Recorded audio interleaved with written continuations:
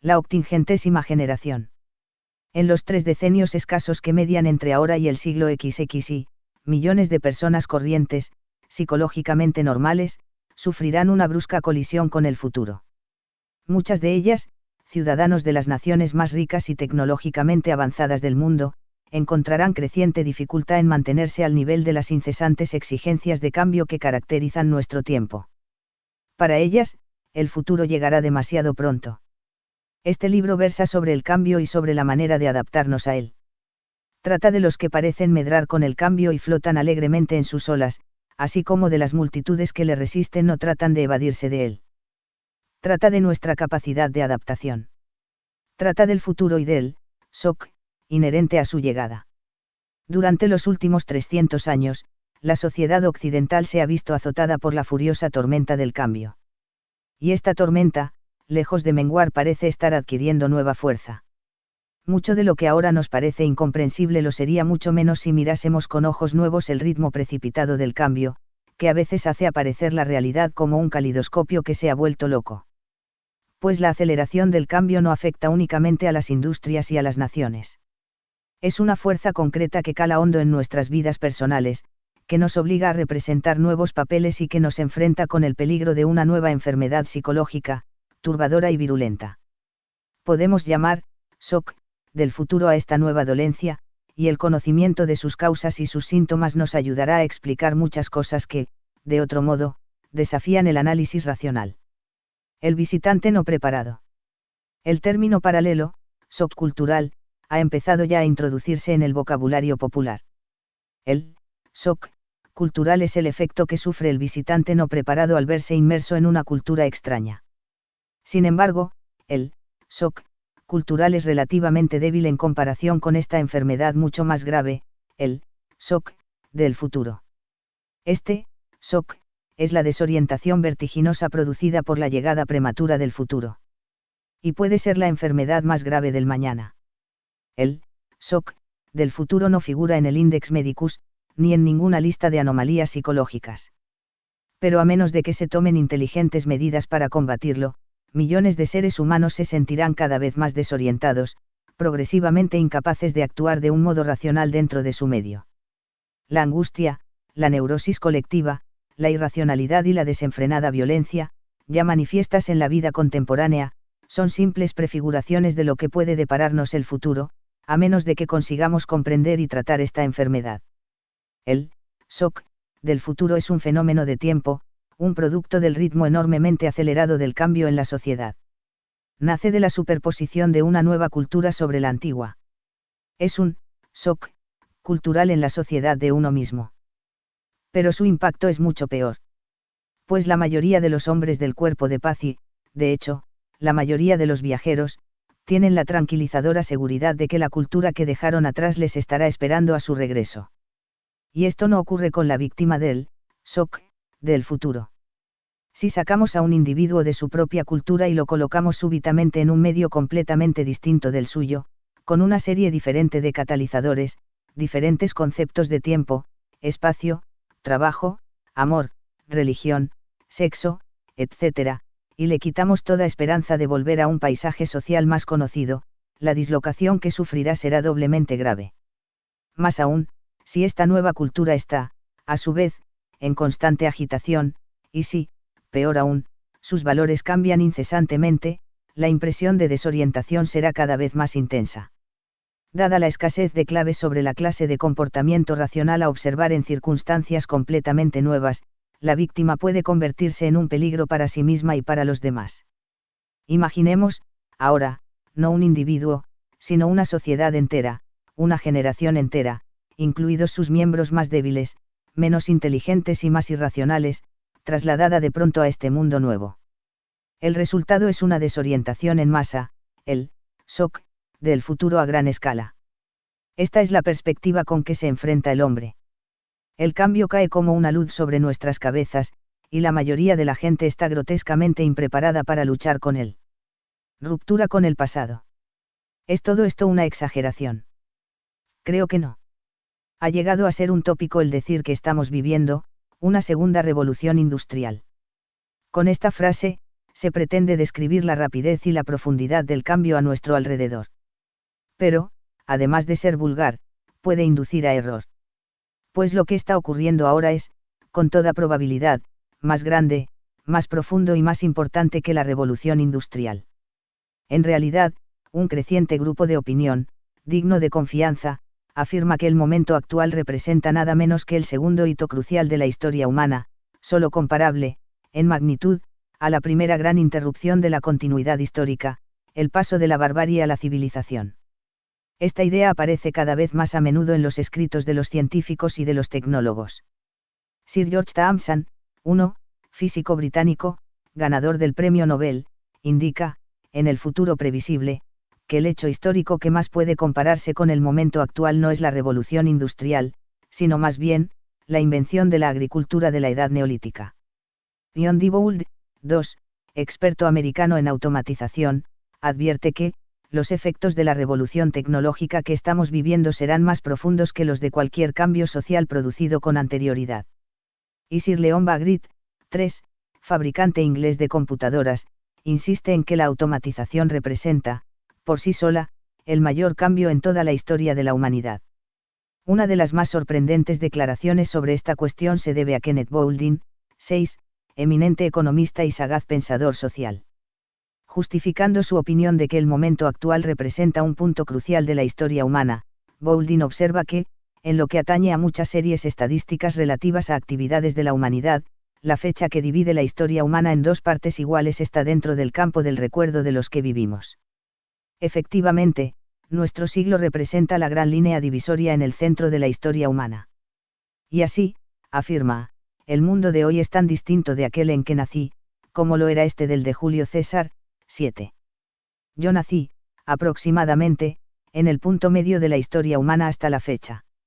Han pasado casi tantas cosas desde que nací, como habían ocurrido antes. Esta sorprendente declaración puede ilustrarse de muchas maneras. Se ha observado, por ejemplo, que, si los últimos 50,000 años de existencia del hombre se dividiesen en generaciones de unos 62 años, habrían transcurrido, aproximadamente, 800 generaciones. Y, de estas 800, más de 650 habrían tenido las cavernas por escenario. Solo durante los últimos 70 lapsos de vida ha sido posible, gracias a la escritura, comunicar de unos lapsos a otros. Solo durante los últimos 6 lapsos de vida han podido las masas leer textos impresos.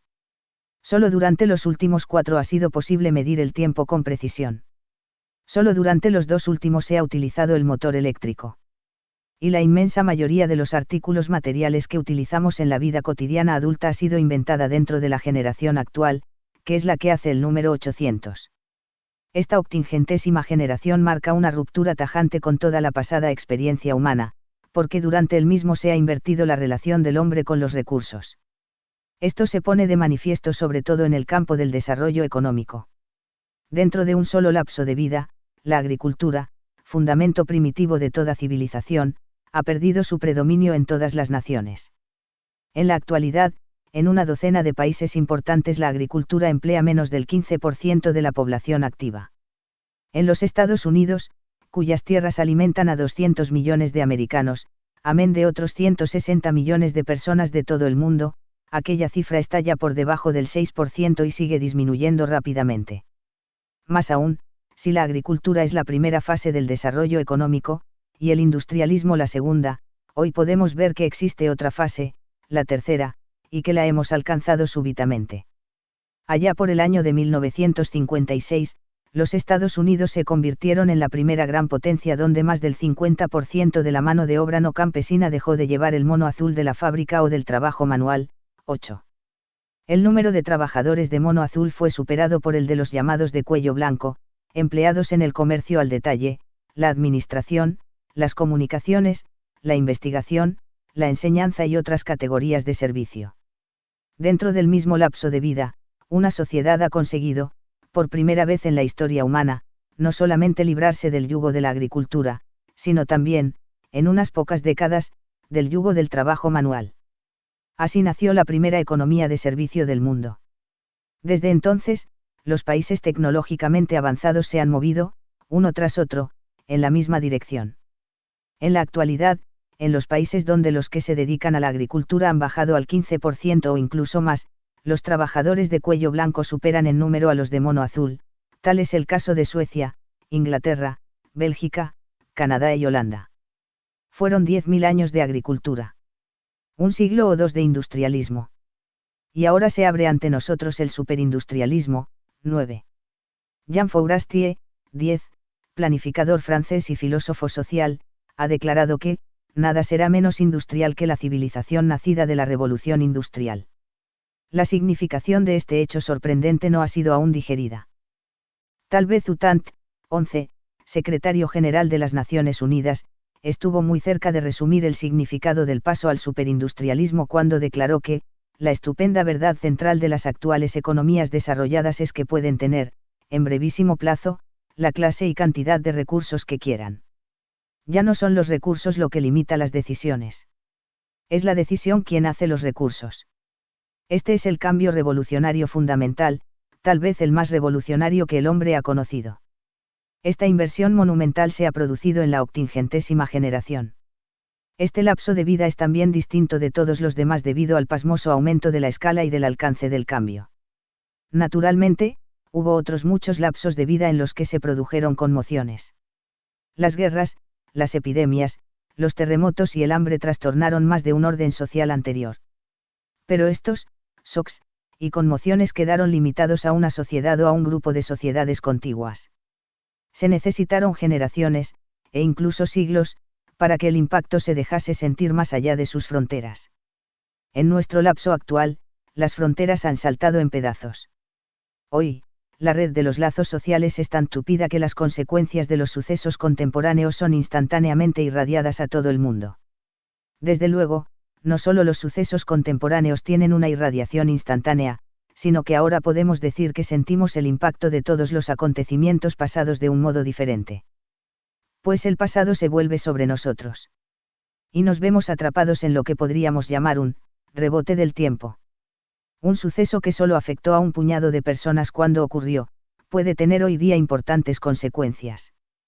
Por ejemplo, la guerra del Peloponeso fue poco más que una escaramuza, si la medimos con un patrón moderno. Mientras Atenas, Esparta y varias ciudades-estado próximas se hallaban enzarzadas en la lucha, la población del resto del mundo seguía sin enterarse o sin preocuparse de esta guerra. Los indios zapotecas que vivían en México en aquella época no sintieron el menor efecto. Y tampoco los antiguos japoneses acusaron su impacto. Sin embargo, la guerra del Peloponeso alteró profundamente el curso futuro de la historia griega. Al cambiar el movimiento de hombres y la distribución geográfica de genes, valores e ideas, influyó en los ulteriores sucesos de Roma y, a través de Roma, de toda Europa. Debido a aquel conflicto, los europeos actuales son, en pequeño grado, diferentes de lo que habrían sido. A su vez, estos europeos, estrechamente relacionados en el mundo actual, influyen sobre los mexicanos y los japoneses. Las huellas que dejó la guerra del Peloponeso en la estructura genética, las ideas y los valores de los europeos actuales, son ahora exportadas por estos a todos los países del mundo.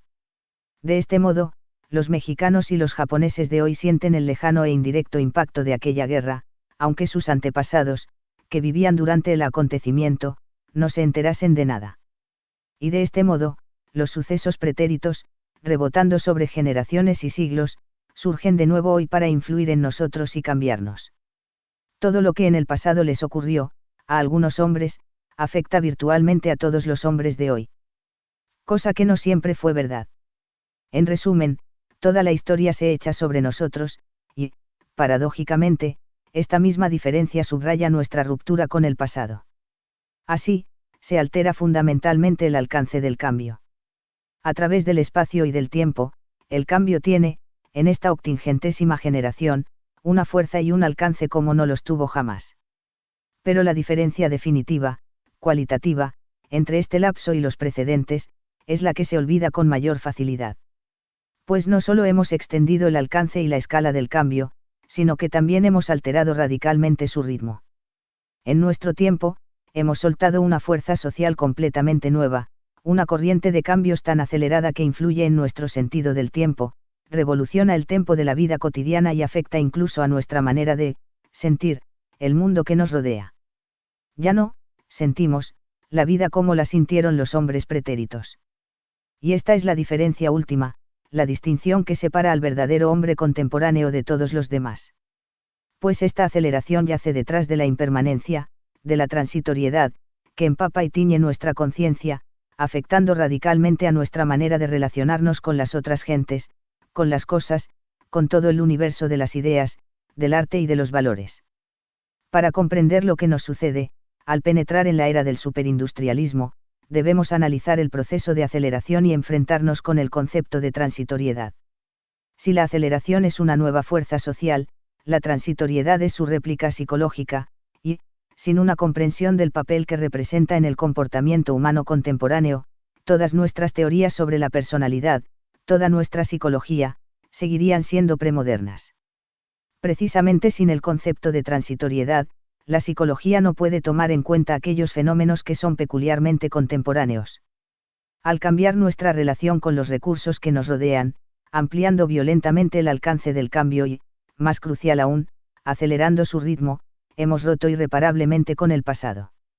Hemos cortado todos nuestros lazos con los antiguos modos de pensamiento, de sentimiento, de adaptación. Hemos montado el tinglado para una sociedad completamente nueva, y corremos hacia él a toda velocidad. Este es el enigma del octingentésimo lapso de vida. Y esto es lo que induce a preguntarnos sobre la capacidad de adaptación del hombre.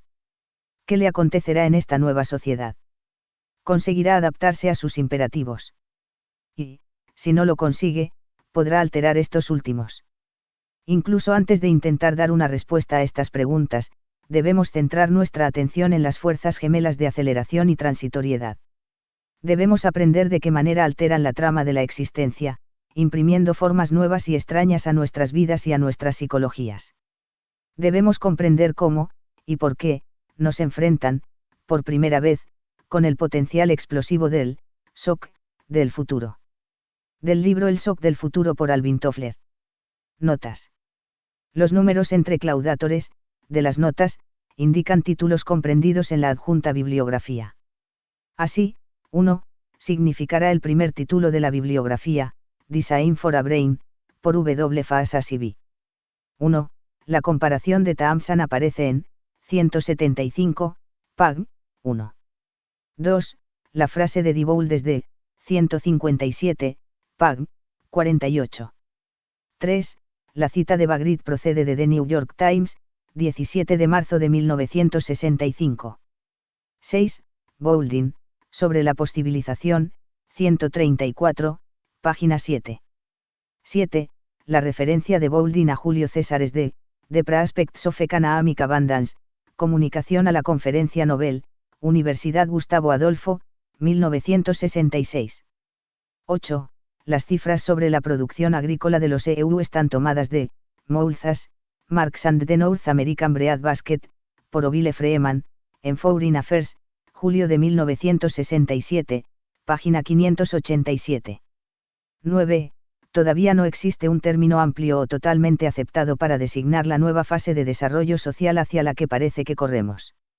Daniel Bell, sociólogo, inventó el término postindustrial para designar una sociedad cuya economía se funda principalmente en los servicios, en la que dominan las clases profesional y técnica, en la que es crucial el conocimiento teórico, en la que la tecnología intelectual, análisis de sistemas, construcción modelo, etc., está muy desarrollada, y en la que la tecnología es, al menos potencialmente, capaz de desarrollarse por sí misma.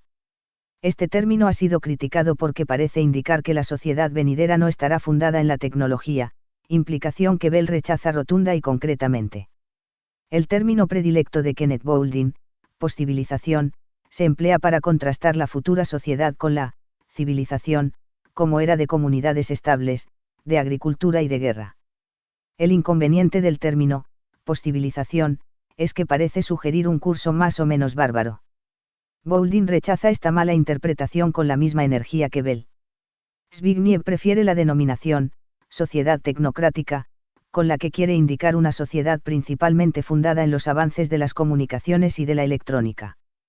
Puede objetarse que, al hacer tanto hincapié en la tecnología, e incluso en una forma especial de tecnología, olvida los aspectos sociales de la sociedad. McLuhan empleó los términos, pueblo global, y, era de la electricidad, con los que cae en el mismo error de describir el futuro a base de dos dimensiones bastante pequeñas, las comunicaciones y la unión. También pueden emplearse otros muchos términos, transindustrial, poseconómica, etc. Por mi parte, después de todo lo dicho, prefiero, sociedad superindustrial.